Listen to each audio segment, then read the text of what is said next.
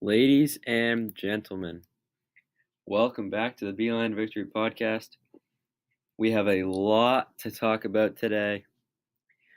Michigan, the champions again of the Big Ten.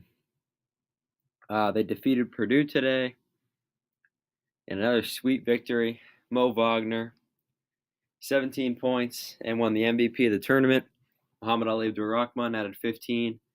He was on the tournament team. Jon Teske off the bench today. 12 in the first half. He had a monster dunk in the second half. 14 points really helped us stay in it in the first half. And Isaac Haas had 23 for Purdue. So let's start from the beginning. I didn't want to have a podcast on Friday because I didn't want to jinx anything. I liked the way they were playing, so I wasn't going to change anything. So we'll start at the beginning. Iowa. This is honestly the closest game they played all tournament. Iowa stuck with them the entire game. They forced overtime with a couple of big shots. Rahman missed a couple free throws. He missed a layup, but they got it back in overtime, and they survived. That was one they survived. It's tough to beat a team 3 times.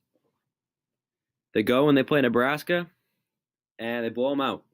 I think that was a surprise to a lot of people. They blow them out. They have absolutely no problem with Nebraska. And they're looking good going into MSU, and this might have been the sweetest victory of them all. Michigan State fans all week were talking about, we want revenge in the semifinals against Michigan. We play them, we'll beat them, no problem. And guess what happened? They got embarrassed again. We beat them, another big victory. Rahman was great. Simpson, all tournament, was just a nuisance for other teams to deal with. Rahman was great all tournament. Wagner was great all tournament. A great coaching job by Coach Beilein. Then we get into today, and I would really talk about this game. Beginning of the game, we had a great start. We got out to a 16-9 lead at the first media timeout. Everybody was looking good. We ended up with a 5-point lead at half. Teske was unbelievable off the bench when Wagner was in foul trouble. And he played great defense on Haas because he was big enough to match up with him. Wagner wasn't strong enough to match up with him. But Jon Teske played fantastic today. The second half, we just dominated them. Had a little bit of a breakdown at the end, but they pulled it out. The only concern with this team is the free throws, but it didn't bother them in this tournament. They beat 2 of the best teams in the country in the last 2 games.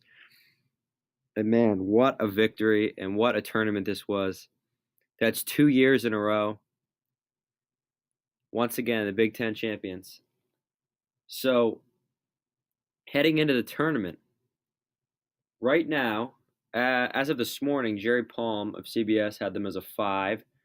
That was too low. Lenardi had them as a 5, but he didn't do one after they beat Michigan State. My bet is that the committee puts them as a 3 in the tournament. I think they should be a 2, but I would bank on them being a 3. Remember, they went to the title game as a 4 when they had Burke and Hardaway and Stauskas and all those guys. So I'd bank on them being a 3. But no one gave us a chance. Everybody was talking about how Michigan State was going to get their revenge, how Michigan State and Purdue were going to be dominant in this tournament, and that's not how it worked out. Michigan beat both of them. Not to mention that Ohio State decided they wanted to choke once again against Penn State. That's awful. How do you lose 3 times to Penn State? That's horrible. That's bad. That was a horrible loss for them. They choked in that game. Looking at the Big Ten as a whole, they're going to get 4 teams. Nebraska is not going to make it. Penn State's not going to make it because they lost to Purdue. I'm betting Michigan State as a 2, Michigan as a 3, Purdue as a 3, and Ohio State as a 4 or 5 is what I would think going into this. Just fantastic performance in this tournament. Once again, this team's getting hot at the right time, and they're going to be a tough out in March.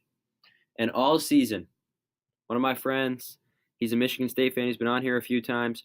All season, he's been talking about how Michigan is not a team that's going to do well in the tournament, how his team is going to win it all. Yesterday, he was very bitter. And finally, he's come to admit that he thinks Michigan, where he's been saying most of the year, he's been saying they'd be out the first or second round. Before they played Michigan State, he said Sweet 16. Now he says Elite Eight. I disagree. I think they're Final Four. I think they're a national championship team, as the analyst on CBS said today. This team is for real.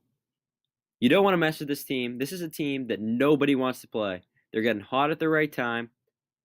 They have a big-time senior leader in Abdur Rahman. They have a nuisance to guard at point guard, Simpson, shifty. Wagner is impossible to guard on the outside. And they have a good bench. As you saw, Teskey played well today. Duncan Robinson was great all tournament. Jordan Poole wasn't really great in this tournament, but he'd been playing great all year. Livers did go down, but that's the one good thing about having this week and a half ahead of the tournament. It's getting people healthy. Wow, I mean, I picked them to win, and I got it right. Some more headlines from this tournament. Rutgers, who, by the way, on the other podcast I'll talk about later, I said was a sleeper team, wins 2 games and nearly beats Purdue. That was a surprise. Obviously, the Penn State over Ohio State was really surprising to a lot of people. How does Penn State manage to do that 3 different times? How do they win 3 times over Ohio State? That's incredible. I mean, Tony Carr and that team, them and Nebraska are right on the bubble, but I don't think they're going to get in. I would expect Michigan to play a team from some no-name conference, but we've seen it before. The 4-13 matchups, the 2-15 matchups, the 3-14 matchups. Can't take them for granted. So whoever we do play in the first round, I'll do a big preview of it. But you can't take it for granted. For my next podcast on Tuesday, I'll probably just dive into big keys going into the tournament, big predictions. I'll break down everybody's role going into the tournament. I'd say this is probably Coach Beilein's best job coaching. From a team last year they were good. This team's better. They were good. They were a great offensive team. They couldn't play defense. This team is a good offensive team and a great defensive team, and what nobody expected. This is a national championship contender, and you're seeing them peaking at the right time. What I'd like to see is I'd like to see Coach Harbaugh maybe get his team in check like John Beilein has his team. He's a top 3 coach in the country, and he's the best coach in the Big Ten. Wouldn't want anybody else. So that's going to do it. Don't miss the Big 4 podcast. Another episode coming out tonight. The Michigan State fan on there is going to be very bitter. The Ohio State fan on there will also be very bitter, and us 2 Michigan fans will be basking in the glory of another Big Ten title. So make sure to tune in for that, and make sure to tune in on Tuesday for the next podcast. Big Ten champions once again. Go Blue.